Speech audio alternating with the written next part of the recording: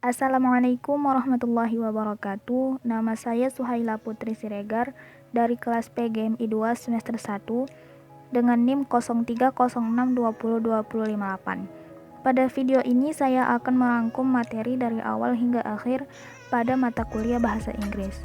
Baik, langsung saja yang pertama yaitu Introduction. Introduction ialah kalimat ungkapan yang digunakan untuk memperkenalkan diri. Adapun langkah-langkah dalam memperkenalkan diri yaitu sebagai berikut. Pertama yaitu salam. Hal ini adalah pembukaan untuk menghormati orang lain yang ingin kita perkenalkan. Contohnya sebagai berikut. Assalamualaikum, good morning, good afternoon, good evening.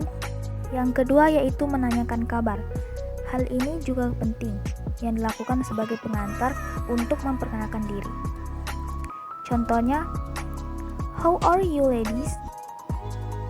Yang ketiga yaitu utarakan maksud tujuan. Contohnya, let me introduce myself.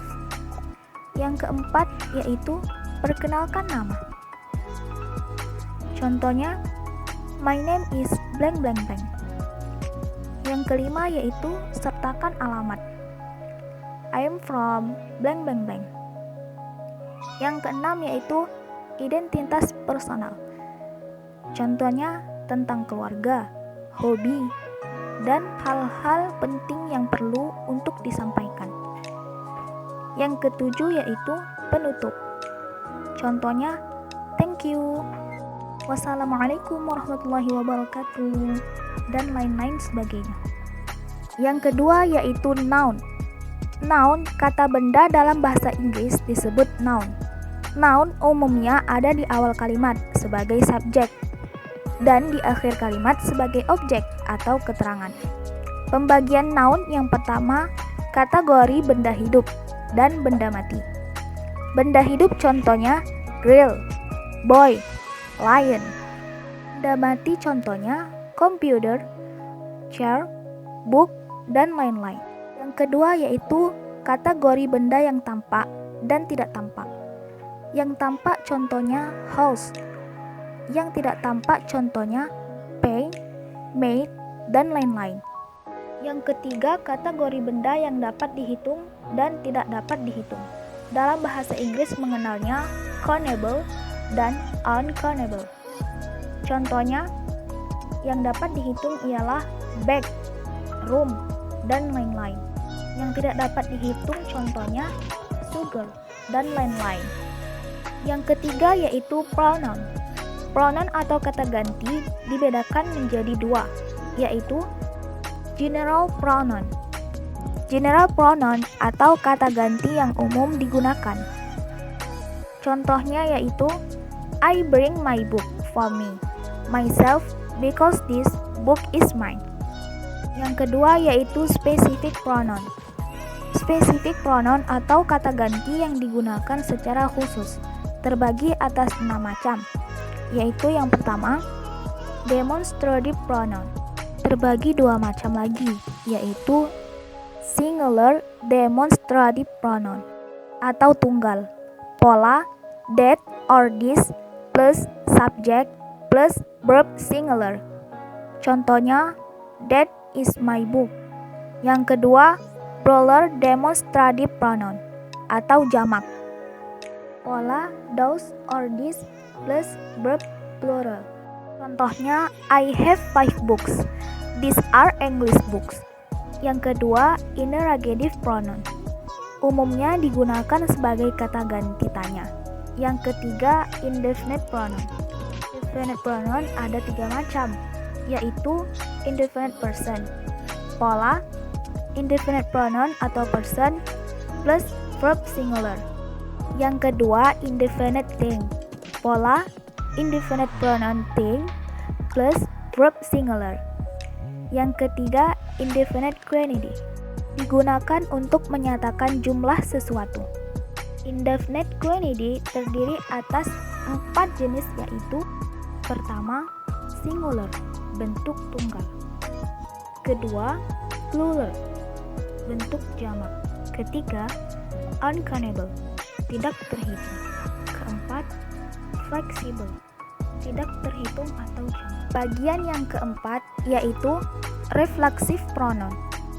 Reflexive pronoun ada 6 macam, yaitu myself, herself, yourself, themselves, dan perself.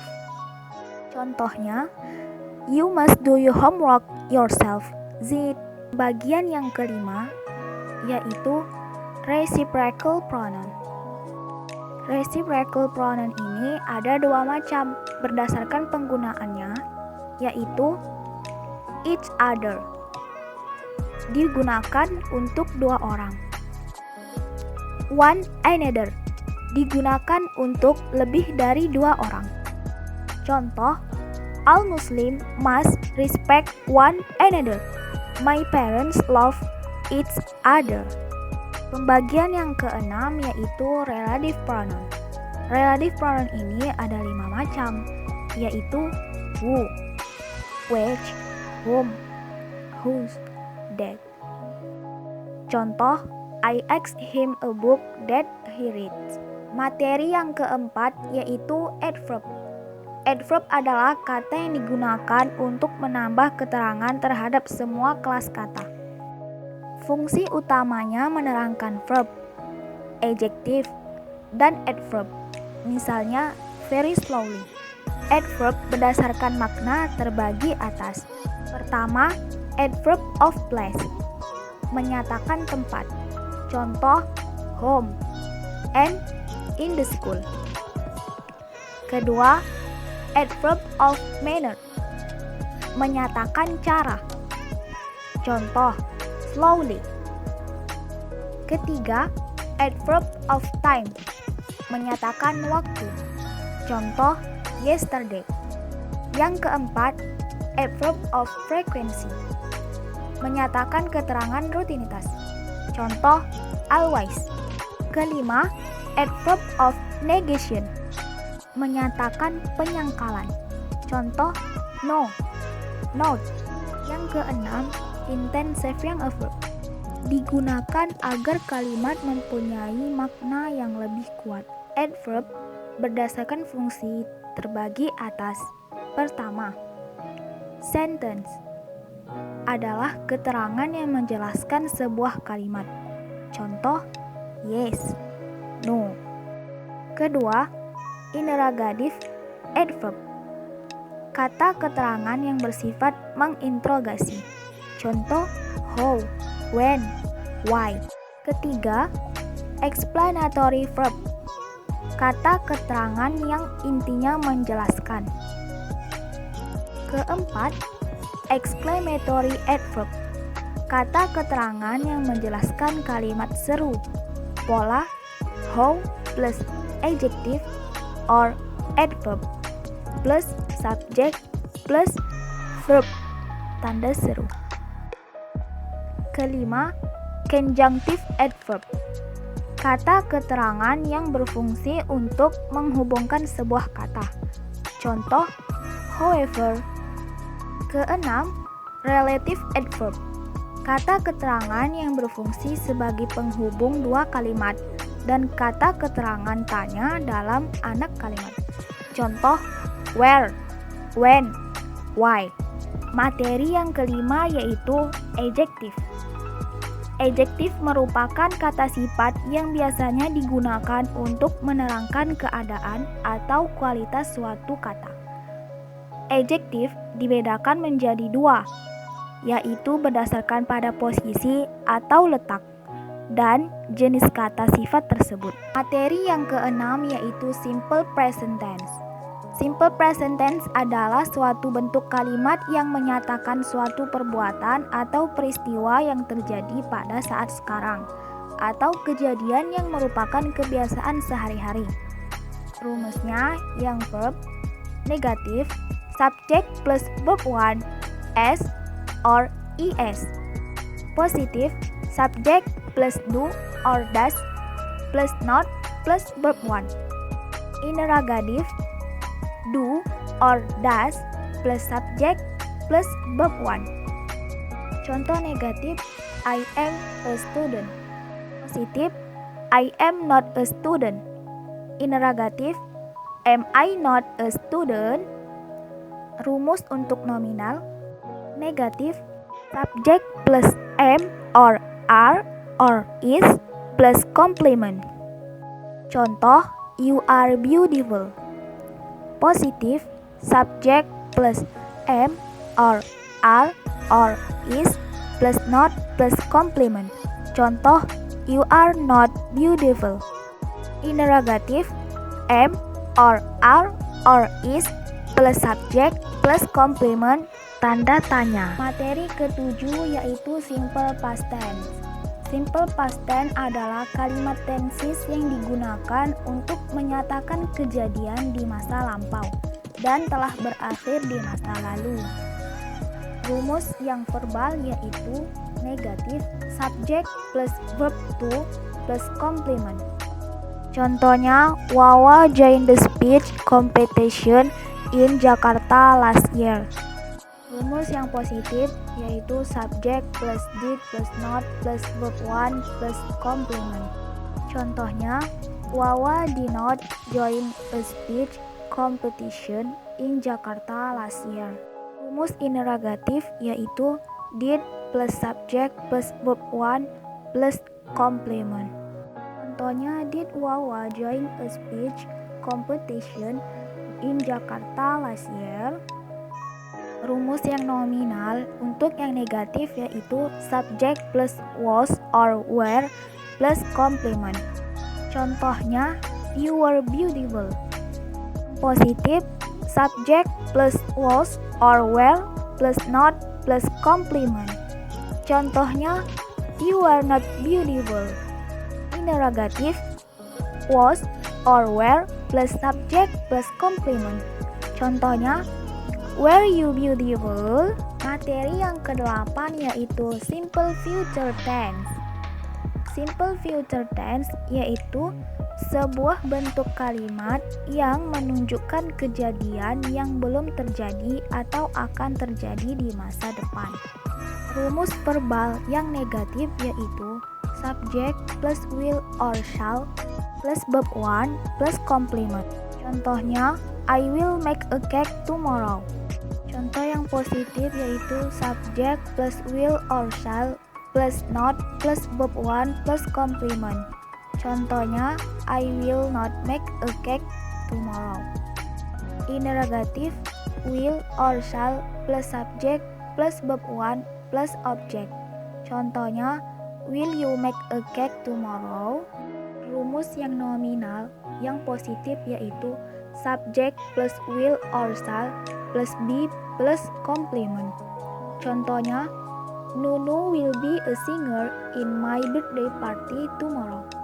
Positif, subject plus will or shall plus not plus be plus complement. Contohnya, Nunu will not be a singer in my birthday party tomorrow. Interrogatif, will or shall plus subject plus be plus complement. Contohnya, will she be a singer in my birthday party tomorrow? Materi yang ke-9 yaitu gerund. Gerund adalah bentuk kata, verb yang berakhiran in. Macam-macam gerund. Yang pertama, subject of sentence. Sebagai subjek kalimat. Contoh, dancing is my hobby. Kedua, object of sentence. Sebagai objek kalimat. Contoh, I like hanging out with friends. Yang ketiga, subject of complement. Sebagai pelengkap subjek. Contoh, his hobby is collecting dolls. Keempat, object of preposition. Sebagai objek preposisi. Contoh, she was tired of being someone else for all her life. Materi yang ke-10 yaitu artikel atau kata sandang. Artikel adalah kata penentu yang digunakan untuk mewakili kata benda atau frasa benda. Contoh, a, an, the, any, dan some. Kata sandang dibedakan menjadi dua macam. Yang pertama, definite article. dipakai baik untuk kata benda tunggal maupun kata benda jamak. Bisa countable dan uncountable noun, tergantung dari situasi dan kebutuhan. Kedua, indefinite article hanya dipakai untuk kata benda tunggal yang pemakaiannya dalam keadaan pertama, untuk sebuah benda yang baru pertama disebut dalam suatu kalimat. Yang kedua, untuk sebuah benda yang mewakili benda lain dalam kelompoknya. Ketiga, untuk menggantikan kata one. Materi yang ke-11 yaitu conjunction. Conjunction atau kata sambung adalah kata yang berfungsi untuk merangkaikan dua unit bahasa atau kata, frasa, klausa, dan kalimat. Conjunction terbagi menjadi beberapa macam. Yang pertama, conjunction yang menunjukkan kesejajaran. Contohnya, and. Yang kedua, conjunction yang menunjukkan hubungan berlawanan. Contohnya, but, thought. Yang ketiga, conjunction yang menunjukkan hubungan sebab akibat dengan tekanan pada sebab. Contohnya, since, as, for, because. Yang keempat, conjunction yang menunjukkan hubungan sebab akibat dengan tekanan pada akibat. Contohnya, so that. Yang kelima, conjunction yang menunjukkan pilihan. Contohnya, or. Yang keenam, conjunction yang menunjukkan waktu. Contohnya, before. Yang ketujuh, conjunction yang menggabungkan dua kalimat tanpa merangkai menjadi satu. Contohnya, however. Materi yang ke-12 yaitu preposition. Preposition atau kata benda adalah kata yang diletakkan sebelum kata benda noun atau frase bentuk ing. Contoh, in, by, with, at, on, for, dan lain-lain. Pola preposition plus object. Preposition atau kata benda dapat dikelompokkan menjadi dua, yaitu preposition yang menunjukkan hubungan kata depan dengan kata lain dalam kalimat yang menyatakan tempat, posisi, arah, waktu, dan cara. Yang kedua, preposition yang dipakai dengan kata kerja, verb, serta kata sifat secara real. Present perfect tense.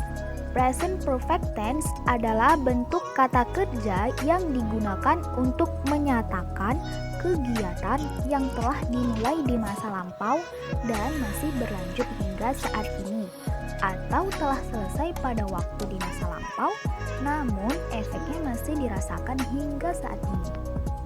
Rumus present perfect tense verbal yang negatif yaitu subject plus have or has plus verb 3 plus complement. Contohnya, I have eaten fish. Rumus yang nominal negatif yaitu subject plus have or has plus been plus complement. Contohnya, I have been a pilot. Demikianlah rangkuman materi yang dapat saya sampaikan pada video ini. Apabila terdapat banyak kesalahan, saya mohon maaf. Terima kasih atas perhatiannya. Assalamualaikum warahmatullahi wabarakatuh.